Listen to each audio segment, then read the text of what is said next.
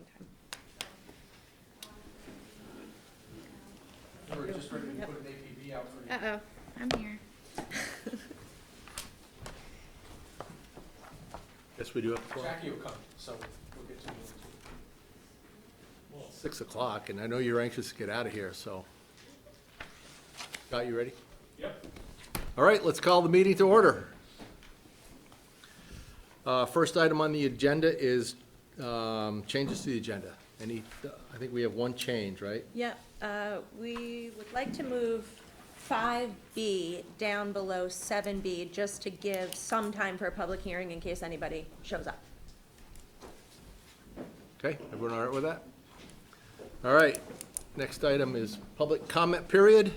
Anyone from the public that wants to say anything that's not on tonight's agenda? Guess not, so we'll move on to, there's no consent agenda, so approved minutes of the November 20th meeting. Move approval with corrections? Second? Did you get that, Amy?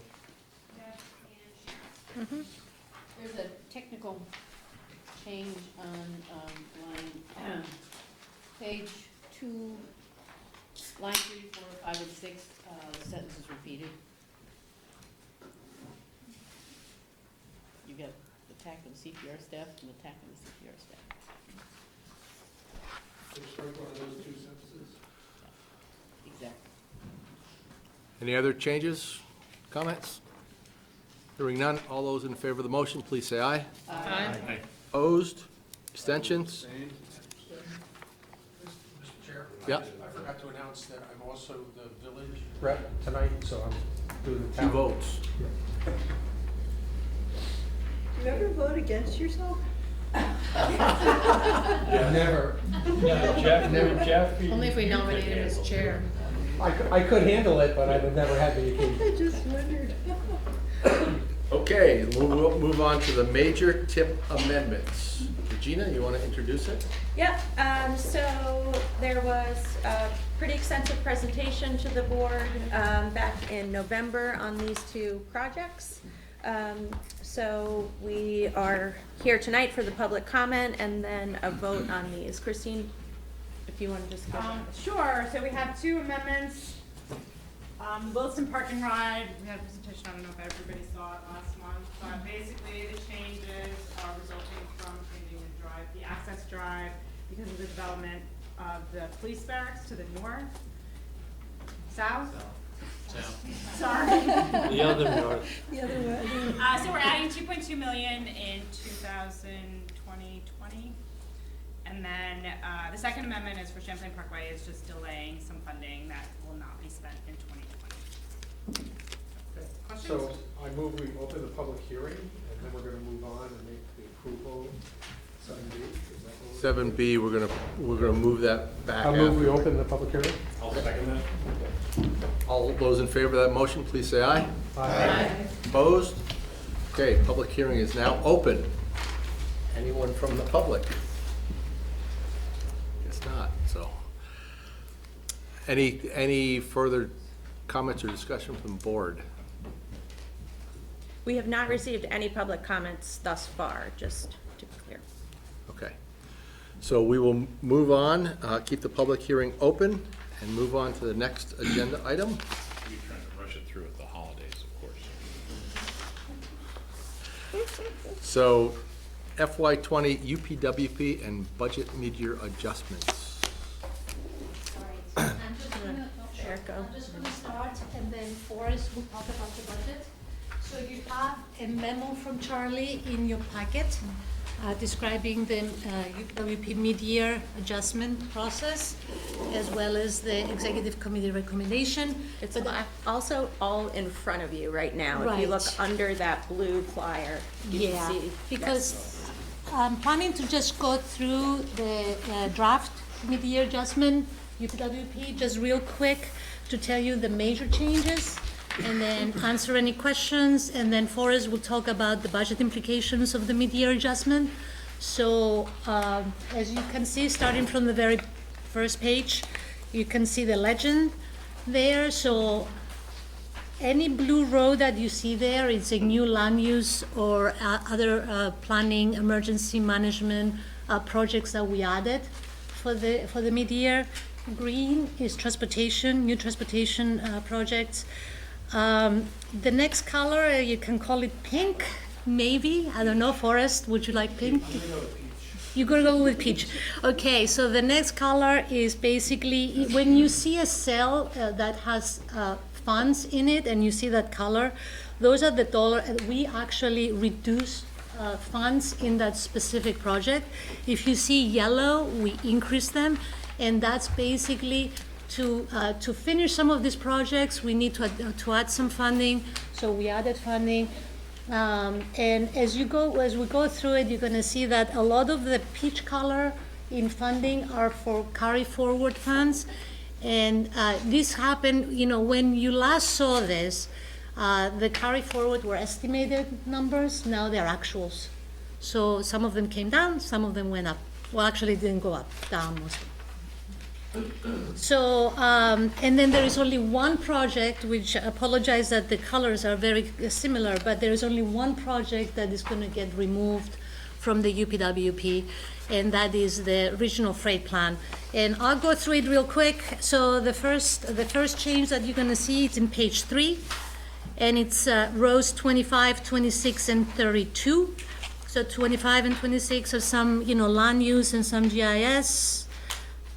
Minor. Yeah, technical assistance we did, and then row 32 is some work that we're gonna be doing with the energy committees, so it's an energy task, and we added to implement our energy goals in the county. Moving on, you see some peach color, which means that the funding was reduced there, and some yellows and greens. The next big change is in page 9. And page 9, we have 2 transportation projects. The first one is a Williston project, and it's a twofold project. We're gonna do some investigation and some evaluation of some intermodal facilities or park and rides local, as well as help Williston develop their first official map for the town. So that's the first one, and the second one is that, as you recall, we've been doing some work with United Way on the elderly and disabled, services that we provide in the region, and we are finishing up that phase 1, and we are planning to just move into phase 2 directly once we know the recommendations. So we're just going to continue on to work with our partners on that, as well as I think United Way. Please stop me anytime you have any questions. So moving on, yes? Maybe you're getting to it, the freight plan, are you gonna speak to that? Yes, so the only project that we are deleting from our program this year is the Chittenden County Freight Plan. And the reason why we're deleting it is that we thought, are we gonna partner with VTrans on this? Because VTrans is now embarking on a statewide freight plan, as well as a rail plan, which is a combined. We thought that there are going to be efficiencies in us partnering with VTrans together, but there were some contractual issues and some RFP issues, and that we couldn't get the 2 plans together. So we decided that we're going to just allow the statewide effort to move forward, finalize that, get some of the data, some of the recommendations. We're going to be involved in that plan, the statewide plan. We're part of the committee. But then once we see what comes out of that, we're going to do our own regional plan. Does that answer your question, Chris? Yeah, thank you. Okay. The next big change is on row 75, and that is the Winooski Avenue corridor study. And I added it in red some text that indicates the major changes. So basically what we're doing with that study is that we are finishing phase 2, which is actually the corridor plan and the implementation plan for the entire Winooski Avenue corridor in Burlington.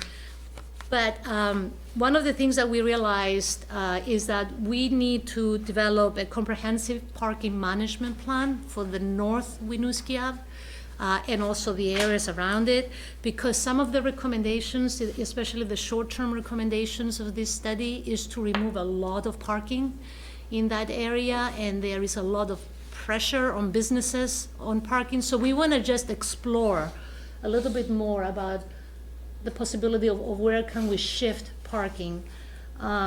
So this is a necessary step. So we call it phase 3. That is going to inform our, the implementation plan and the improvements that we're developing under phase 2. So we added some substantial funding in that to accomplish that comprehensive parking management plan. And when I say North Winooski, I mean, I don't know how well you're familiar with Burlington, it's north of North Street, basically. Project.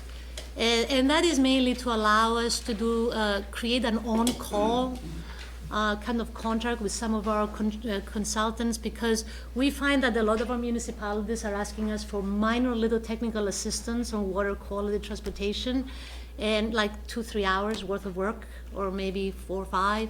And we would like to be able to send them to help our municipalities without the burden of a lot of paperwork associated with it. We will define what on-call means in our task agreement, of course.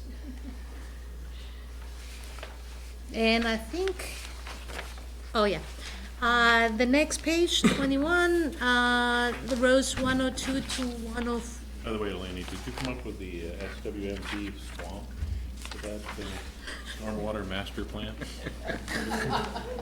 This is as good as the quack. Nice. Water quality's where it's at. It is. Yeah, water quality, what kind of we're all for that. So we added 3 water quality transportation projects, in rows 112, 113, and 114. These are, again, part of Hiring 50 new state employees to manage grants and programs. They're gonna go to a regional approach. So then the second part of the question becomes, if not us, then who? Basically. That's the larger question at the end, after we discuss take care of the comment section first. Okay. Just wanted to get the structure clear in my head. Well, I don't know if this is jumping or not, but there's 15 different basins or 15 different potential. There are 15 basins fees. and QISPs, Clean Water Service Providers, to implement the TMDL in connection with a BWQC, Basin Water Quality Council. But if I may, just go through the comment letter first, let's get that taken care of, and then these larger questions will complain. So, the RFP, it's a draft. The first thing to say is that a little bit unusual, but when the state set up this process, beginning to work on the RFP as well as working on the rules and guidance, they set up an advisory group. So Charlie and I have been at these meetings. Peter Gregory from Two Rivers, Coeechee, so those are the sort of 3 RPC staff, the folks from the conservation districts, Nature Conservancy, Chris Kaliba from UVM, and other some of the watershed groups as well too. So we've been heavily involved primarily with Chris Rotler, Ethan Swift, and Neil Kamen from DEC, going through this and putting this together. So it's a little unusual to have this much input into an RFP, which some of us may or may not bid on, as it were. But that process continues. So this RFP, again, it's a draft. It lays things out at this time as clear as they can, and then a lot of these questions go to the rules and guidance, which are also being developed over the next several months. Essentially what the state's saying is, like, we want to get this RFP out now because it's going to take a while for these organizations these clean water service providers to become established, to form basin water quality councils, get any processes they need in place by the time the money starts flowing in November 2021. So it's a 2-track effort rather than getting all the rules and guidance done first. Go ahead. So it strikes me that they're really trying to do this because the fallback position is son of Efficiency Vermont for clean water. I don't know. The issue of its statewide utility was discussed at some point, I think, during the legislation, and Charlie may have brought that up, but in the end, the state's saying, no, we're going. I mean, hypothetically, there could be, they've phrased it as 1 or more providers for 15 basins. So in the end, there could be only 1, hypothetically. depending on who applies, so. But as of So now, we could actually, if we were to do this, we could end up in administering programs for more than just one basin. if you, If we chose to If put we our chose to. name in for right, more than one basin. What wall are we gonna knock out for the extra people? right, we'll, Get rid of the vacuum upstairs. Okay. No. That's true, grant money, that's all. right. So again, back to just, we get through the RFP, these are good questions, but I Got it. take care of Got that. it. So again, it lays out, different rough headings. What they're essentially looking for in this, in the proposals is a statement of, how would you do this? How would you organize yourself? What's your experience with program management, grant management? Who are your people? What are your financial processes? What is your experience in handling this kind of project? Because it's essentially going to be a program management type task. Money being allocated to a clean water service provider based upon a given formula of phosphorus and costs, and then working with the Basin Water Quality Council to get projects out the door. I agree with that concept. So, getting it just, so diving into the, if you go to our draft comment letter, page 43 of your packet, I'll just walk through these briefly so we can get through these and then get into these open discussion of the larger issues at hand. So again, Charlie and I have been involved in the meetings. The QUAC has discussed this at their most recent meeting, as well as the November meeting, the whole, what clean water service providers are. So the first set of comments deals primarily with the issue of they're looking for 15, there are 15 basins. The only ones that really need to be staffed up and running within the next 2 years are for the 5 Lake Champlain basins plus Lake Memphremagog. And so if you see the comments there, number 1 and number 3 there, that, for example, the number 3, we should go back to the number of basins that are initially part of the phase 1, keep it simple, focus on those basins. The state sort of understands that there's a distinction between the first 6 basins and the other 9. However, they know they want to kind of get people identified now, organizations identified now, even if their true work doesn't start till later for those other basins. So that's the nature of those ones. Comment 2 is just to try to provide a little more clarity between formula grants, which will be the basic funding mechanism for the clean water service providers based upon a non-phosphorus target, and the other types of grants that only become available starting in late 2021 if a basin is making progress towards pollution reduction. Those are some of the grants available to municipalities and others. So that's the first page there, and on those comments. Any questions on those comments? Okay. Turning the page to comment 4, this is a point about liability and related issues. You may remember back last year in the spring when Act 76 was being first discussed, the language in the draft bill at the time was something like, if you don't meet your target, you will be punished and fined and et cetera, criminally liable or things like that. So there was quite a lot of pushback on that. The bill didn't pass that way, but in order for people to feel comfortable stepping up and say, hi, I'll take on this large administrative burden and responsibility, because that's what clean water service providers are. They are responsible for identifying, completing, operating, and maintaining clean water service provider projects. It's not just push money out the door. You actually have the responsibility to do this work and operate and maintain it so the phosphorus reduction targets are met.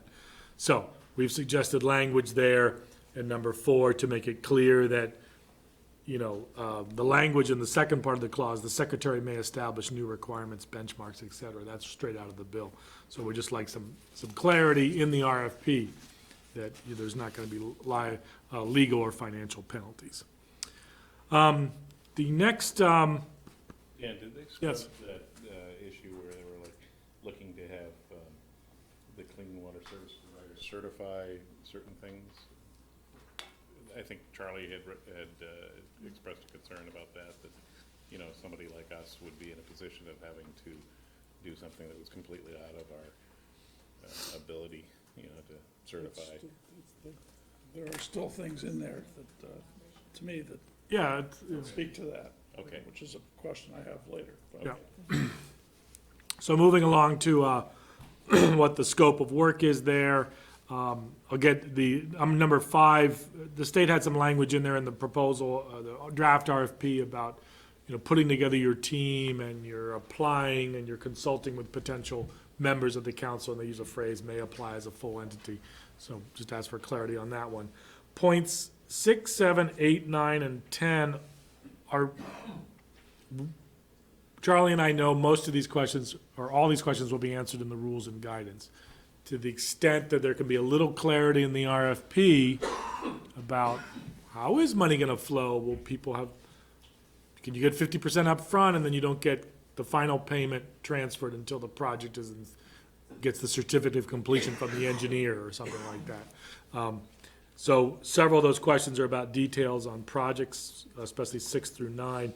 Number 10 is a very, a comment, this very, I made this comment because we've administered 7 clean water block grants, which we're literally just closing out today, all the accounting for. And those were funded at a rough percentage of 8.5% of the total cost to be used to cover my time, essentially, and Forrest's time indirectly through indirect. The challenge with that is a small project, such as we did the project with Underhill there, with a nice bioretention, nice rain garden in front of the town office. It was only a $20,000 project, which means the amount of funds we had was about $1,600. That's about 18 hours of my time. And it doesn't seem like, oh, it's not too much, but when you look at all the reporting and the copies of the bid documents and the certifications and all these documents you need to collect and reporting, 16 hours doesn't cover it. So there were some suggestions there to have a floor. Whether it's a $20,000 project or a $200,000 pond, your administrative time is often the same amount.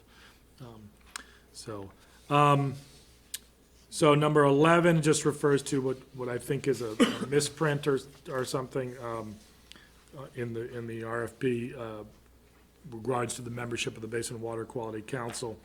And we'll get into the Basin Water Quality Councils and their composition there. Any questions there on page 44 about those comments? Okay. Number 12, again, this is something that's going to be spelled out in the guidance and rules, but it's very clear this is all through state funds. They're setting up the councils, that the open meetings law needs to be stressed in the RFP. We think there's a lot to be said to both certifying you apply to it, but also demonstrating your experience with it. Number 13 is the big kicker. And it's somewhat implied in the draft RFP, but it'd be great if the RFP can make it very clear, which is you can apply, but until you actually sign the dotted line, whether it's us or some other entity or somebody in Two Rivers or the Siskoy that signs an agreement, that they only submitting this proposal knowing that they can pull out at the last minute. The guidance and rules come out and it's just too complicated and too much of a lift and not enough legal protections or inadequate budgets or things like that. So that's there. So I guess before we take a motion on this, I guess any other points that we need to add to this, or? Sorry, at the risk of going backwards, number 4, I've been sort of contemplating this. So in the proposed language, or contract penalty provisions, so I'm not aware of any tool the state has for a contract penalty provision other than financial penalties. So just to make that observation, if we take away financial penalties and substitute contract penalty provisions, those tend to be either financial rewards or punishments. An observation. And the only thing I can think of is it might be something where you get downgraded in your certificate. It's not the good standing, it's the it's in the RFP there. The relative amount of financial oversight you have. Oh, well, you haven't done a good job, you need to submit your full audit, or I'm trying to think of what that is, Forrest. Or paperwork as a penalty. Yeah, what's that, the low risk? Low risk. Right now, we're low risk grantee, but sometimes if you've never had a state grant before, you're high risk until you've established a track record, so. But that's a good point, yeah. I also think the distinction here has to do with a contractual or contract-based financial penalty as opposed to a financial penalty that ANR is assessing under its general enforcement. So it's not grounded in a contractual penalty provision. It's just an exercise of ANR's general authority to assess penalties for some misbehavior. So I think that's, and this, as I understand it, this language is pulled right from the statute, right? Pretty sure, yeah. Go ahead, Don. I have one big concern with the language of the RFP, and this applies to both of the tracks you mentioned, the comments on the draft RFP and the question about whether the RPC ought to be bidding on this, is it's pretty clearly stated that the service provider has responsibility for, among other things, development, design, construction, verification, inspection, operation, maintenance of everything they fund. And that is a scary thing. That makes this more than an operation of passing money in and out the door. This could apply to anything, as you said, to big wet ponds, little rain gardens. It could go to nutrient management plans on large farms. It could go to all kinds of other things. I guess for the RFP, I would like to see some clarity as to how much of that could be delegated to the grantee, for example. There is reference to that the clean water service provider can sub-grant. Right. And so, and it's interesting because the Act 76 is fairly minimalist. It gives that a clean water service provider will do all those tasks you mentioned. The discussion in the room, the language in the RFP talking about sub-grants and partners is something they're gonna try to, will be fleshed out I here. wouldn't imagine this as a sub-grant. I would imagine it as a delegation. If you're funding a town to do, or some entity to do Yep. a big complicated stormwater pond, Yep. you get the engineer that is Right. to certify the as-built drawings. Yeah, well, we do this to some extent right now with the clean water block grants, for example, because one of the things that's required is a signed operations plan and maintenance agreement. In this case, that the town signs to say, yep, It wasn't clear to me in the RFP as to how much of this could be delegated, because I have a feeling that if the RPC was to take on this task, you'd want to delegate a lot of this. Yeah. Well, and you're right, if we said build it, we would say build it to spec. If we would contract with somebody to do annual inspections, so-and-so stormwater certifications, or, yeah. So just an observation, generally, the state contract provisions hold the contractor responsible for any behavior or misbehavior on the part of the subcontractor. So to the degree that you delegate or subcontract, you don't abrogate your own responsibility, it's still you. So that language, even if you have, I sign a subcontract with somebody else, from the state's perspective, it's still Well, that makes it even more scary. well, that's where I'm going, I guess. Yeah. Well, we could definitely bring these up in the discussions on the rules and guidance, because a lot of that detail is gonna be fleshed out. And I'll make a further observation, that's exactly how the designated agency model works. The designated agency can subcontract with other people, but they can't get rid of their responsibility or authority to somebody else. They still hold it and are responsible for the performance of the subcontract.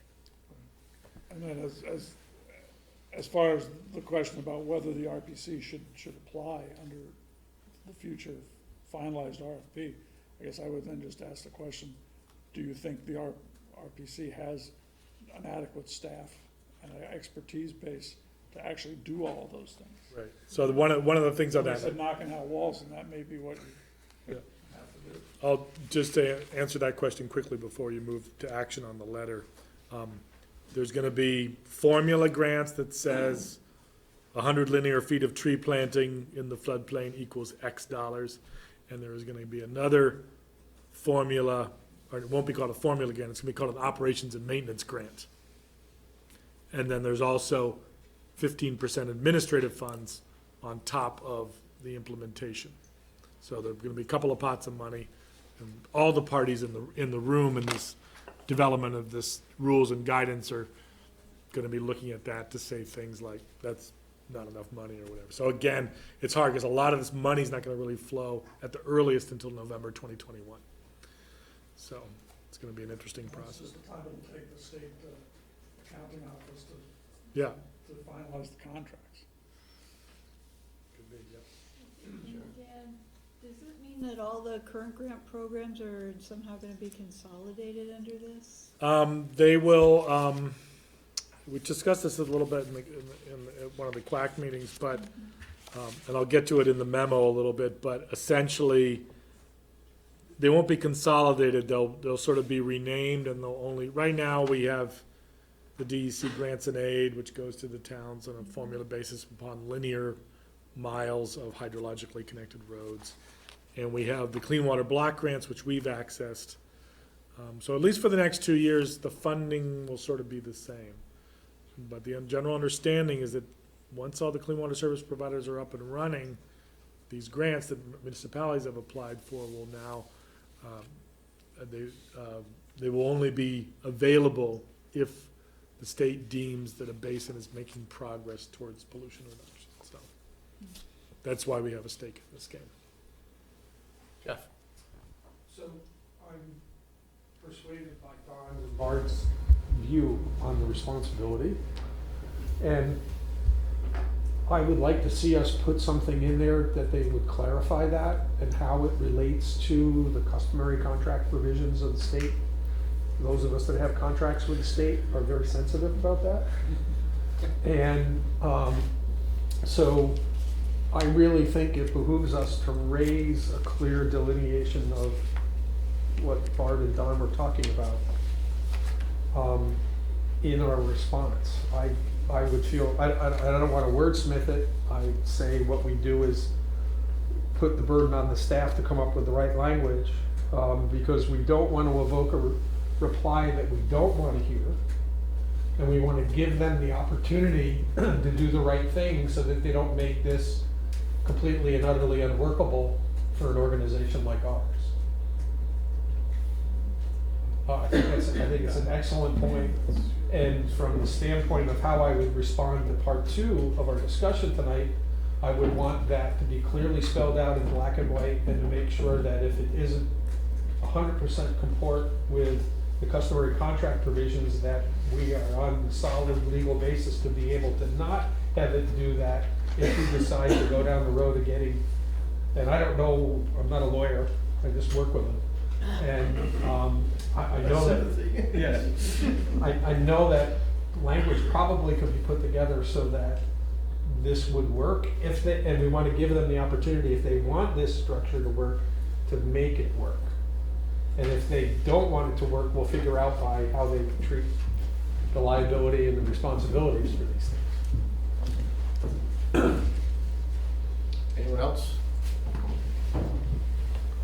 I'll move the. Well, before we do that, I think personally, I think it might behoove us to go through the whole thing, talk about everything, and so there might be other issues that come up as we talk about,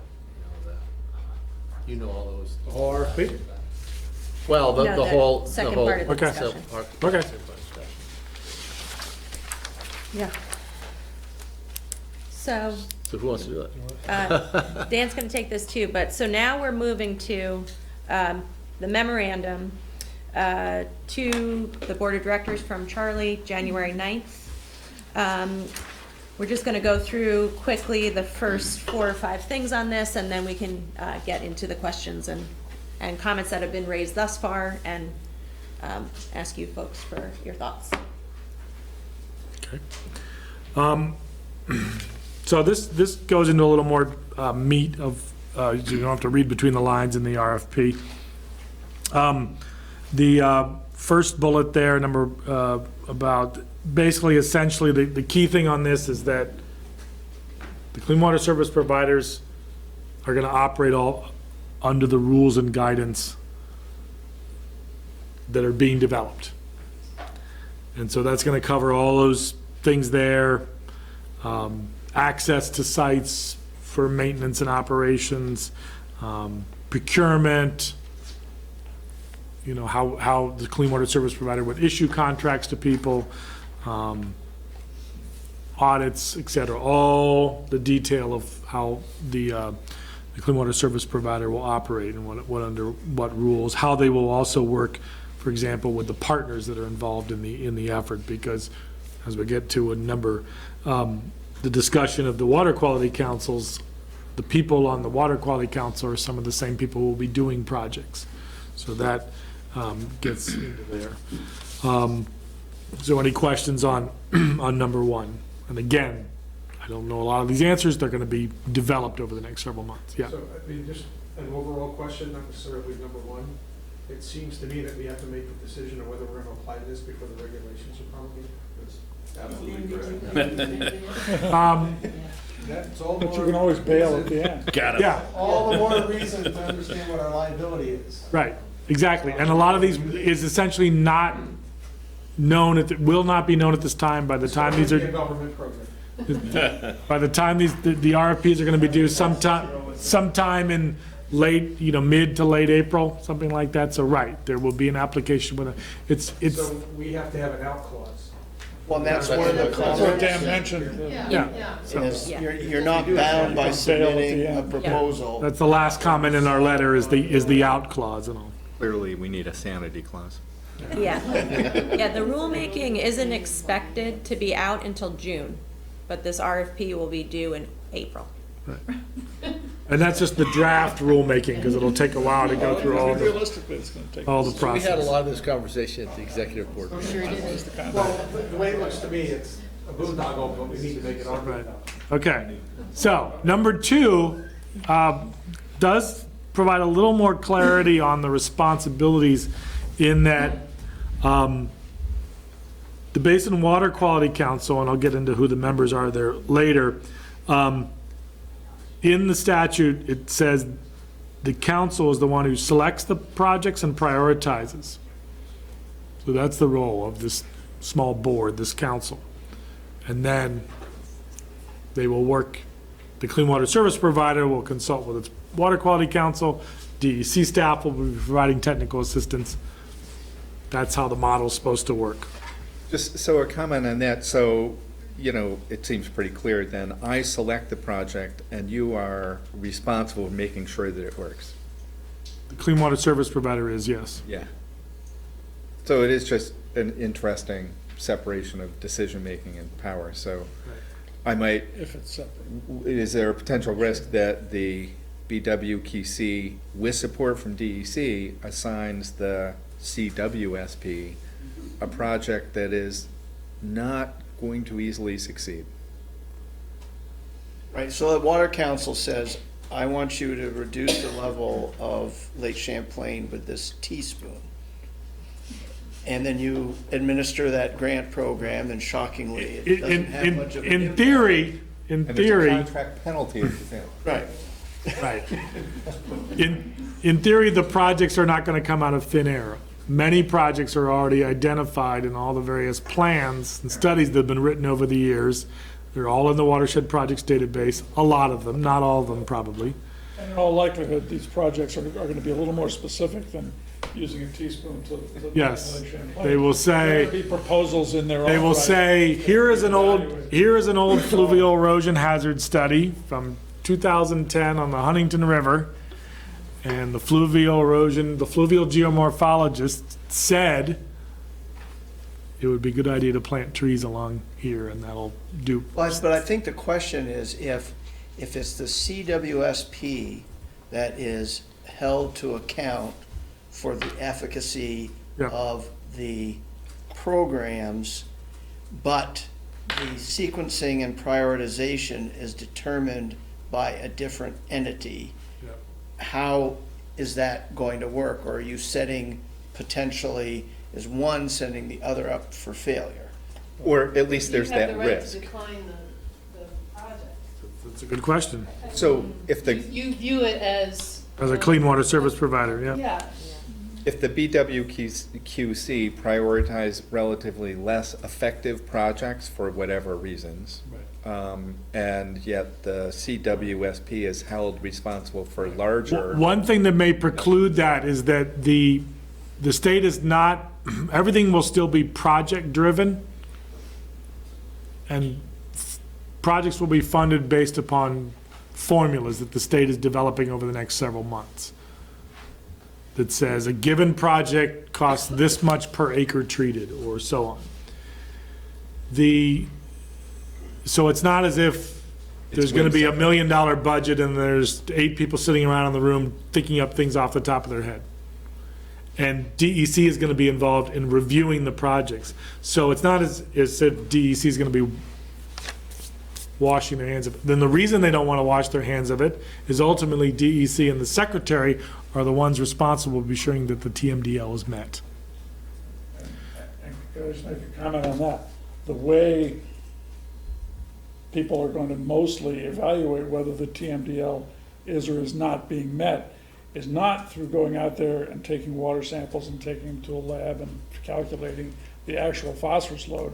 It's using models, it's using coefficients that says for every acre of, this kind of management practice you put in, you get a reduction of 2.3%. So those are gonna be the metrics of success. So the main thing in some ways is this hypothetically, and it could work like this where the state says, here is a project, here is our specs for the project.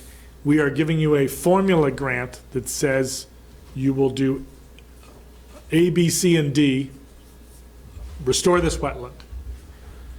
And so in some ways, it's almost a circular argument because the state's gonna say, we're gonna give you $1,000 to restore this wetland, that equals an ounce of phosphorus.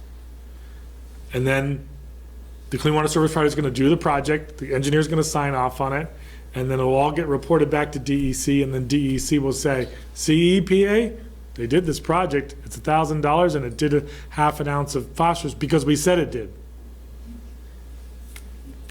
So, again, it's gonna be very formula based as they imply how much money is for a certain project. So the key thing is, as they do the guidance and as the state starts to develop the formulas and for what the grants that look like, is that all of us in the room and all the municipalities plus the watershed groups, the conservation districts and people who know about this stuff speak up and say, yeah, that's an adequate amount of money to do a given project. So, Dan? I Yes. don't know if you're gonna get into it later or not, but can you give us the relationship between the CWSP, the BWQC, whatever the heck it is? right. I mean, just how it Okay. all works, because, All right, so let's down, I've kind of hit on number 3. We've already talked about this, the non-regulatory targets, okay? So I kind of covered that one on. Number 4, so the QUIS, Clean Water Service Providers, is responsible for staffing, supporting, and consulting with the Basin Water Quality Council as it does its works. The membership of the councils are spelled out there.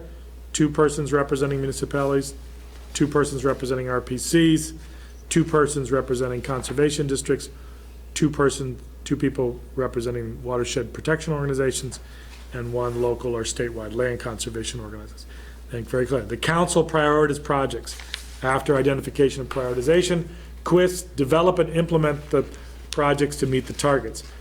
QUIS would develop partnerships and if needed, subcontract the work. This is some of what I wrote a couple of months ago, back in November for the QUAC. Again, the QUIS have the overall responsibility. The QUIS, and the rules and guidance that are being developed now, the state's gonna spell out the relationship in more detail. Because there are some that are concerned that, the Clean Water Service Provider is gonna get all the money and they're gonna hire their own staff people, they're gonna do all the work. And those of us in the trenches, water quality organizations or conservation districts, because again, these are natural resource projects, mostly wetland restoration, stream bank stuff, not go build a pond, stormwater pond. So there's some of that nervousness in the room of the advisory group about, wait a minute, what are these Clean Water Service Providers gonna do? So, Can I ask a question about that? Is somebody along the line has to decide whether the fact that there are supposed to be 2 representatives from the RPC on the board, and then if the RPC, including those 2 people, are also the Clean Water Service Provider, somebody has to decide, is that a good thing or is that a conflict of interest? Right, and the issues of conflict of interest are gonna be, and it's also weird too, because the people that are on the like, when I look at this kind of thing, I mean, we already work with these kinds of organizations, not so much on the implementation level, but we provide, so the groups that would be in the room, Winooski, for example, Winooski Natural Resource Conservation District, or Lewis Creek Association, doing great work down in Shelburne, Charlotte, Heinsberg. They'll probably be in the room on the council, or Friends of Northern Lake Champlain, or Vermont River Conservancy, potentially.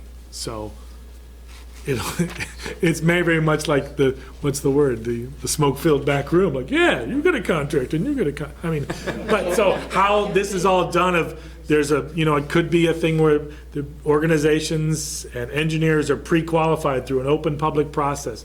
Do you want to be eligible to be a Basin 5 Clean Water Service implementation agent, or operations and maintenance, or inspection person? And there's a lot of questions how this is all going to work.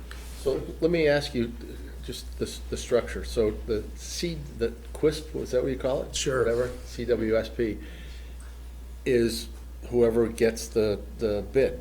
They apply for it. Yeah. Who appoints the BWQC? That's not yet to be spelled out. Okay. But they have to work with the CWSP. Yep. And they're the ones who are going to prioritize projects. They're going to prioritize projects, and in some cases, individual members could probably be the ones who get the sub-grant to do the work. So it's not known if the DEC or whoever is going to appoint those boards, and are there going to be a board for each basin? There's a Basin Water Quality Council for each basin, yes. Yeah. It may be up to all those individual groups to come together and put forward who they want to be those two people. Like, we might ask the quack who the municipal representative should be. Right. But again, who appoints them? Right. Yeah. Right. So they're just gonna take the Act 250 commissions and float them over into this. Which I mean, one of the overriding things in the executive committee was just the fact that this is so backwards. I mean, It is, and the state recognizes that, but they also know that they want to some extent, compared to the rules and guidance, this is the easy part. Just saying, who in this room wants to do this task that we've only half described? go ahead, Jeff. And I say that with no disrespect to Neil and Chris and all the other staff in DEC. that- Not being sly or anything like that with this. Is this something, in your opinion, in Charlie's opinion, that we can, with some effort, actually make work? Speaking me personally, Well, I'll speak personally, I won't speak for Charlie, but for me personally, this is something that I think, for lack of a better phrase, is right in the wheelhouse of an RPC. well, that's what it sounded like to me at the beginning until. Yeah, now, there are all these larger issues of policy and liability, but the actual task of doing this work is something, especially the program management, the grant man. That's something that we do all the time. And when you think of a lot of our programming, think of, 6 years ago, we had very little, other than the MS4 work we did, which the municipalities pay for, we were not very involved in stormwater issues. And the state 4 years ago said, oh, that was X, what was the basin planning and the lake work. Okay, here's money to do more greater outreach and involvement in the basin planning process. We did that. Clean water block grants. There's $1.5 million being administered right now by one of our sister RPCs, Southern Windsor County Regional Planning Commission, to give out money to do clean water block grants, and we've just administered 7 of those, from little tiny rain gardens up to big ponds off of Spear Street.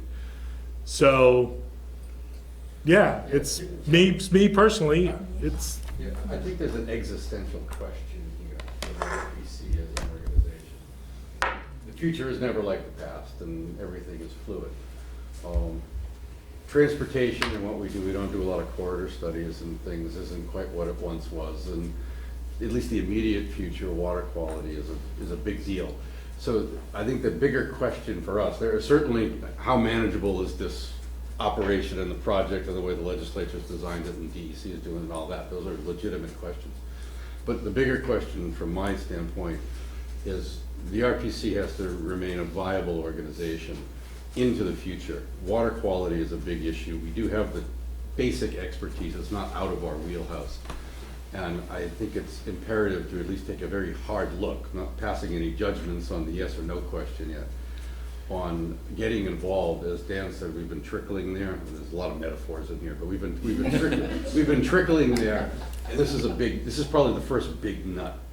And I think we need to take a real solid look at how we proceed into the future and how much of our wheelhouse we want this to be, because it also goes to the type of people you can hire, the kind of work the staff does, you know, into the future, the expertise you need. So I do think there's a big existential question here. Well, I mean, I'm persuaded by all the appropriate safeguards that we might set up another entity and all that kind of stuff. But in the world of things, I can't imagine that we can't figure this out. I agree. Okay? In the world of things, I can't imagine that we as an organization wouldn't be involved in clean water. Okay? For the life of me, I can't imagine that we wouldn't be involved in the good work that's going to be done to keep phosphorus out of our surface water and protect the main asset that keeps most of the economic lifeblood in this part of the state viable. So the question is, we have to look for UFOs, unrecognized financial obligations, and deal killers for us. And if we can navigate those, and it seems like to me that we have a state partner that's looking to tap into expertise to help them deal with a problem they got the feds pounding on water, okay? As an organization, it goes back to the question that I asked earlier, if not us, who? And I really think, Would it be? yeah, I really think, well, I mean, Fitzgerald Engineering or something like that, they seem to have every other grant going on in this area. But, I mean, it just seems to me that we as an organization cannot afford to not try to make this work. And if it can't work, satisfy ourselves that it was never gonna work anyway, and we tried to move the immovable object. Here? I definitely agree with Jeff. Going back a number of years when the RPC was separate, no brainer, of course we do this. Since the rejoining of the two, the commission has become far more transportation focused. And I think it'd be absolutely fabulous if we branched out from that, because the water quality is, I would argue, more important than the transportation. So on that point, I completely agree with what Jeff was saying. I have another bigger issue, and it's from my perspective, and it's a little difficult to bring up. But let me ask one question first. If we were to apply and do this, how much commissioner involvement would there be, or would it be 98% staff? I would say, the commission would be kept informed, the staff would be doing most of the day-to-day work on this. And part of the reason I say the commission itself will not be too involved, the state will probably make it very clear in the rules and guidance that it is the Basin Water Quality Council, and the rules and guidance that spells out the duties, responsibilities, reporting obligations, oversight, and that it is not the responsibility of the CCRPC board. And conversely, Charlie and I and others will be also trying to keep that separation between acting as a lead agency to do a given effort, but it impacts as little as possible legally, financially, and otherwise the work of this board.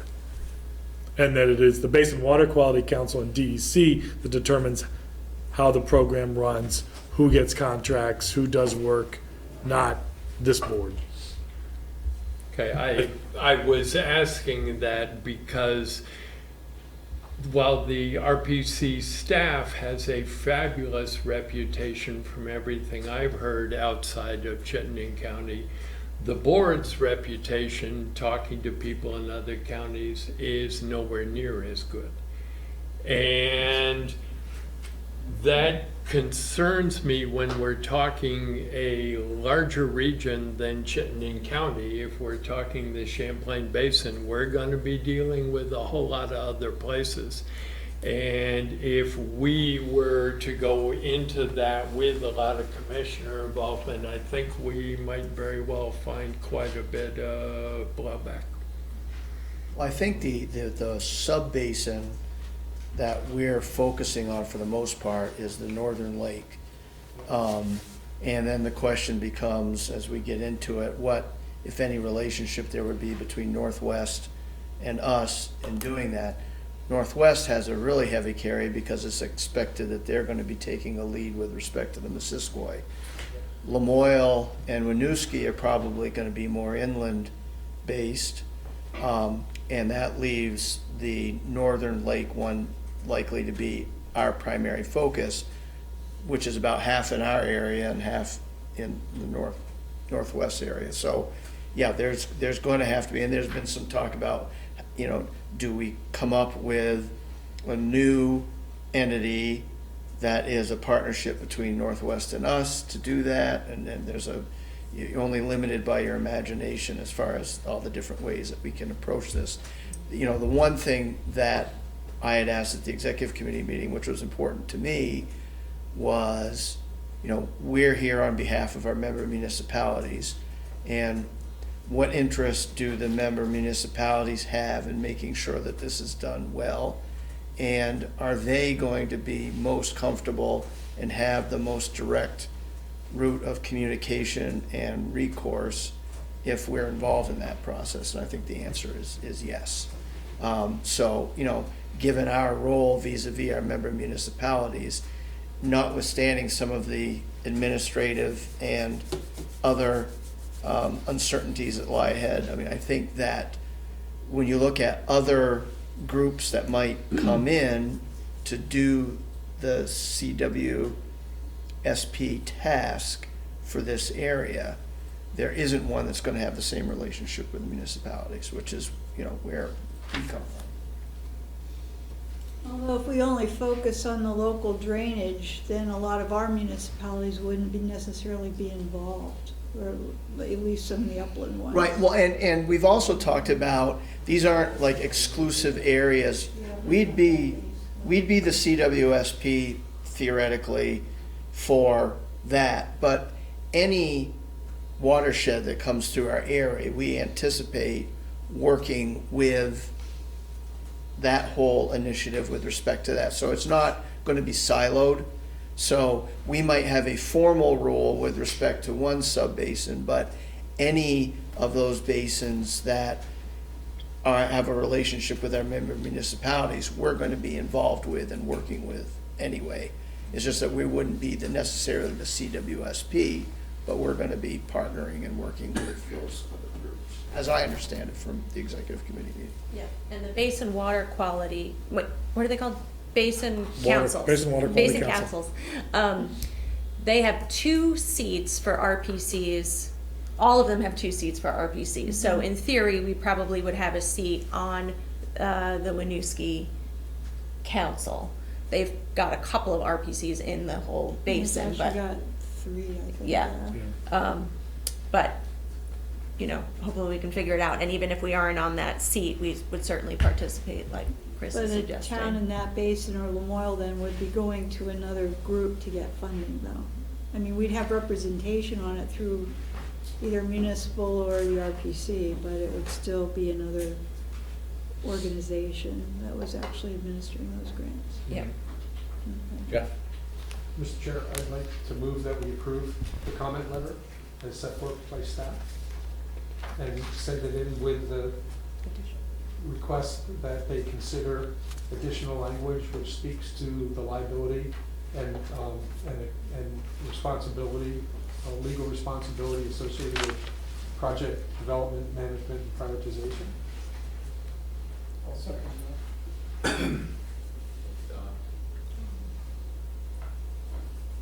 Okay. Is there anything else that And then you just talk about? for the purpose of the motion, I will then move that we ask the staff to continue to pursue the possibility of CCRPC or some related entity that we would create either by ourselves or in cooperation with other regional entities, to see if we can come up with a workable way to deal with this issue.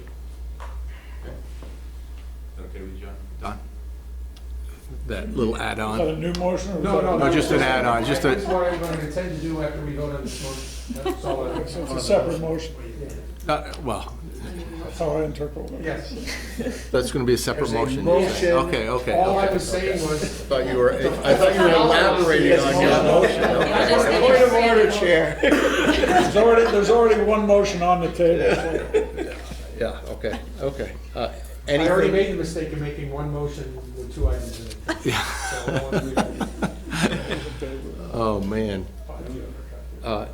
Is there anything else that you, staff, wants to talk about that may be related to the comment? One thing that occurred to me is that how the money flows is all project-driven. The budgets are gonna be project-driven based upon a formula and what the phosphorus target is, how the state is dividing the money.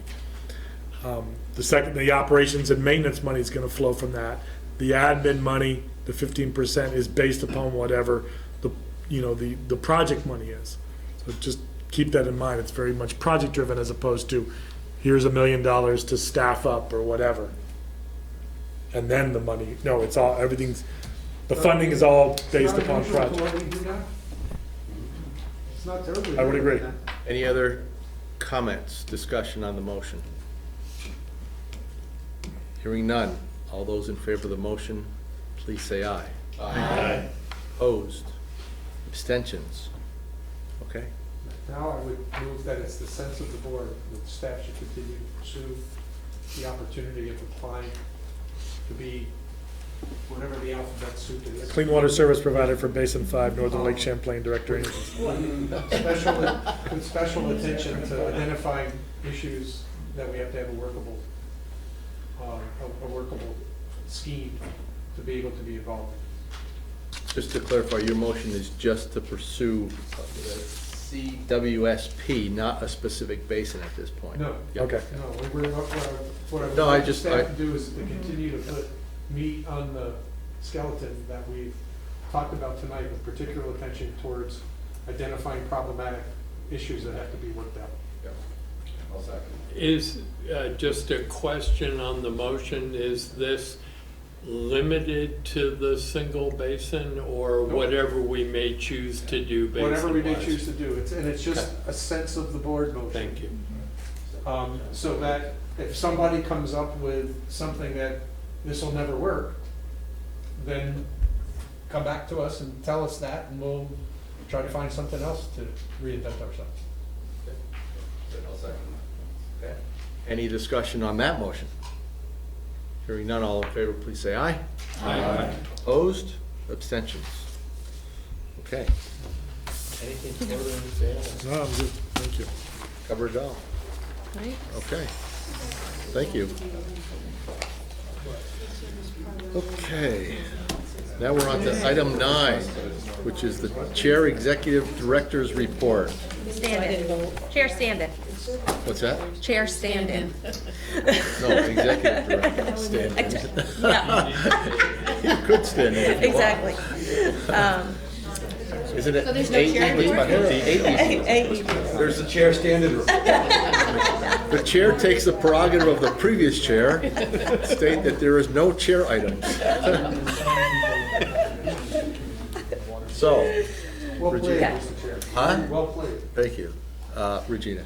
Okay, so planner recruitment, we have hired and he offered and he has accepted Taylor Newton from Northwest Regional Planning Commission. He's been doing very much similar type work that Emily was doing here. He's been up there for about 6 years, was with the town of Milton before that. So we are excited that he will be joining us. He'll start February 18th after President's Day weekend. Yeah. All good things. What's that? All good things come from Milton? FY '21 UPWP development, all those applications are due this Friday. The first UPWP committee meeting is on January 23rd. Then, as per usual, we will have a meeting in February and March. The FY '21 UPWP will be presented to you folks in April, with a decision asked of you in May. The Senate Economic Development, Housing, and General Affairs Committee, Michael Sorokin chairs that committee. They have been doing a tour of the state this last fall, talking to businesses and trying to get a sense of understanding about housing affordability issues and housing issues generally. They held their last session of the tour in Chittenden County on the 9th. It was very well attended. There were probably, I think, 50 people in the audience, almost 20 people on the panel itself, and the 5 committee members were there. They got lots of support in that room for another housing bond, which Senator Sorokin quickly said, you've got to take that message to the treasurer if you want to make a difference there. But they are very committed to doing something on housing. They do have a bill in front of them that I understand is going to change quite a bit. It's originally intended to have a lot of Chapter 117 changes that sort of raise the bar for municipal zoning, but I understand that that's probably going to be stepped back a little bit and it will be more incentive. So we'll keep you posted on that as that moves forward. Act 250 recommendations, Chris can hopefully give us a little insight on what that bill looks like. So we have, as you know, an ad hoc committee looking at Act 250 reform.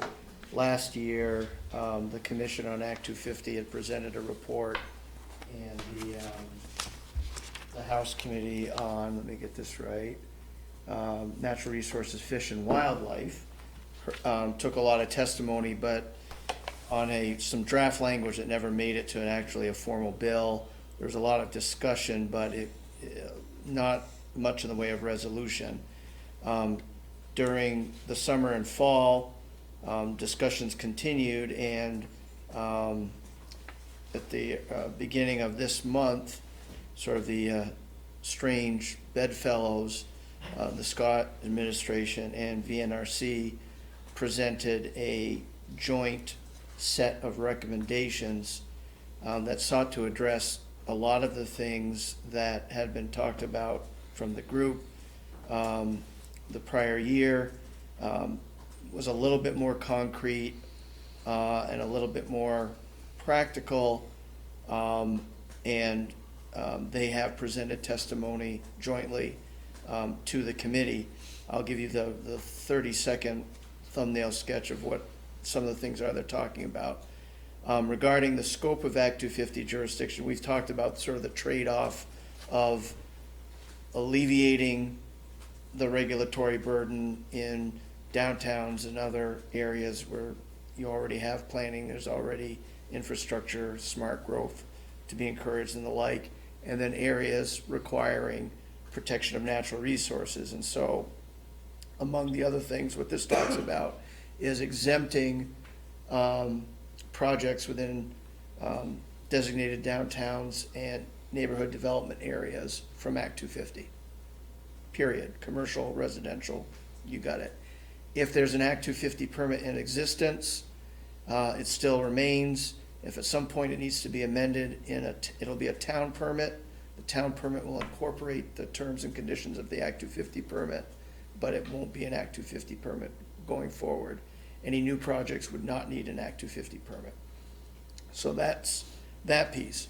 On the flip side of it, Right now, Act 250 has a jurisdictional threshold, elevation-wise, of anything over 2,500 feet needs an Act 250 permit. They are talking about having designated ridge lines, ridge line to be defined, 1,500 or more in elevation, also triggering Act 250 review. And that would actually be the state GIS mapped and all of that, so there would be clarity in that. So ridgeline development, 1,500 or more, and then the 2,500 and up would continue with an exemption for forestry and agriculture to continue as well. They would address the habitat fragmentation issue that's been talked about by reviving the old road rule, and basically any project of an acre or more that entails 2,000 or more feet of new road or upgraded Class 4 town highway would also trigger Act 250, and that's because you'll have these small, relatively small projects served by a very long road, and that creates the fragmentation that they want to address. And then development within 2,000 feet of interstate interchanges would be subject to Act 250 review, though towns can opt out of that if they demonstrate that local zoning meets all of the criteria of Act 250 for purposes of that. Regarding changes to the Act 250 criteria themselves, there are a number of proposed changes regarding river corridors and floodways to bring Act 250 into alignment with the way ANR is currently regulating those and evaluating them. They are adding forest block and habitat language in as a new criterion. There are a number of climate change related changes relating both to public investments in pedestrian, bicycle, and so on infrastructure, other transportation issues, and then another one regarding criterion 6 and 7 of municipal services. The last thing, which you've probably heard about, was a fairly dramatic and creative effort at solving the conundrum of how to deal with the appellate process and the permitting process. On one hand, people want to make it more efficient, more streamlined, but on the other hand, want to regain some of the non-judicial review that used to happen with Act 250. And what they came up with was an elimination of district commissions and something called the Enhanced Natural Resources Board. And how that would work is major projects would go to a state board, similar to the POC. You'd have 3 professional members. Each region around the state would have 2 commissioners. They would be added to those 3, so you would have 5 hearing any major application. The 2 regional commissioners would join in the factual findings, but in the interest of consistency across the state, legal and policy decisions would be made solely by the 3 that sit with respect to all of them. District coordinators would still handle jurisdictional opinions, administrative amendments, and minor amendments as a delegated function of the Enhanced Natural Resources Board. Appeals of permit decisions would go directly to the Vermont Supreme Court. Jurisdictional opinions and some other things that the district coordinator would do would go to the Natural Resources Board first. So there's a lot of questions there. One of the big questions I have is whether one board is going to have the bandwidth to handle all these major applications and various and sundry appeals from district coordinators. There is a provision for hearing officers, like the POC uses, to hear it instead of the board. But if you have a single hearing officer, from my perspective, now you've lost all the benefits of having the reason that you had the board, which was to get, so there's still a lot there, but I thought it was at least a creative effort at a solution. They also are proposing something that's worked with the Public Utilities Commission, and that is pre-application notice to landowners and statutory parties. So similar to if you have a 248 project, 30 days before you file a major application, you have to provide notice of it to stakeholders, adjoiners, and the like. And that gives them an opportunity, like we do from time to time with 248 projects, we'll make, or Act 250, we'll make, well, 248 for pre-application. We provide our pre-application comments with the hope and intention being that things heard prior to the final application be filed can be incorporated on the front end of the process as opposed to later. And then they're looking to broaden the presumptions, well, to increase the number of permits that are entitled to a presumption in Act 250. So right now, certain A&R permits, if you get them, are entitled to a presumption regarding certain criteria, and they're looking to broaden that to all A&R permits with respect to the issues that are in Act 250. So there's a lot of, and there's obviously a lot more details than I just went over. So there's a lot of interesting stuff here. What is nice about this is it has moved really from these broader sort of conceptual visualizations to being fairly concrete things that could work in a practical way. And now it's a matter for the legislature to decide how it wants to tweak this, if they want to go down this road, with, I think, the biggest questions probably revolving around the whole review and appeal process with respect to permit applications. There you go. Thanks, Chris. Thanks. Is Awesome. that it? Yeah, so we will pull the ad hoc Act 250 Reform Committee together, and we're gonna do that hopefully, looking like January 28th, but I have to confirm that. And then we'll bring those comments to the Executive Committee, the PAC, and back to the board, so. Okay. Committee liaison activity reports are in your packet. Anyone on those committees want to add anything to the reports? Guess not. Members' items, other business? Okay. Whoever. All in favor? Aye. Opposed? Okay, thank you, everyone. Awesome. Thanks, everyone. Was it the executive committee on Yeah. Well, that's one of the debates is. While the camera's And, on. and draw the attention to yourself, get the camera looking at you. Solve all the problems. At least they're not sound activated. But that happens, remember when we had, It's supposed to snow tonight? Yeah, well, actually. interactive television, those were sound activated, so you'd be careful. You made noise, cause you would be on. Yeah. Yeah. Yeah. We're gonna get 6. Yeah. 6+. 6+. You are in Jericho?